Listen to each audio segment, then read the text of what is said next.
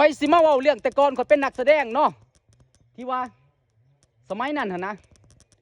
ถ้าผู้ใดมีซีดีมีโทรศัพท์ตั้งโต๊ะลักสูงๆแล้วก็มีกล้องวิดีโอเพราะว่าตอนนั้นบ่มีโทรศัพท์สัมผัสเนาะพากันนัดกินข้าวแต่เช้าหมู่ประมาณ10 กว่าคนพากันมาถ่ายทำหนังเพราะว่าเป็นแฟนคลับนางองค์บากเป็นแฟนคลับจ่าพนุ่มตีมวยเก่งเด้พากันนี่เด้มาถ่ายในก๊กนี่แหละมันคือเนาะ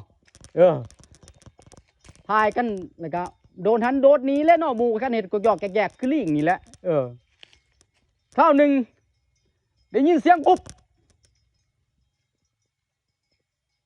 ลงพื้นดินคิดว่ามีอันคนมาหายแนมลงไปเฮ็ดตุบสูบอยู่หมอโดดใส่งาไม่ตายหมอนั่นเบางวยพากันยัวลงมากับแบกเล็งโหลดแบกเล็งเขาเมื่อบานโหลดเปลี่ยนกันแบกบางคนก็หาได้สินได้แพ้ไปนำทางเพื่ออันสิไปสวนไปหามเอาเนาะ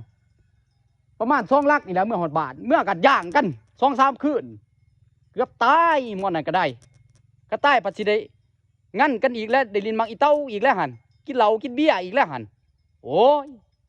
มันบ่แม่นแนวอย่าหาทำเด้อพวกเจ้าเด้อถ้าเป็นแนวนั้น อะไรเขาว่าเฟซครับตัวจริงเดี๋ยวนี้ก็แยกย้ายกันไปเนาะมอกันได้ดีได้คู่มือนี่ก็เป็นอันเน็ตไอดอลเนาะเฮ็ดคอนเทนต์หมู่บางคนก็เป็นอันเจ้าของคาสิโนบางคนก็เป็นเจ้าของห้านกะลีหลายคนเนาะ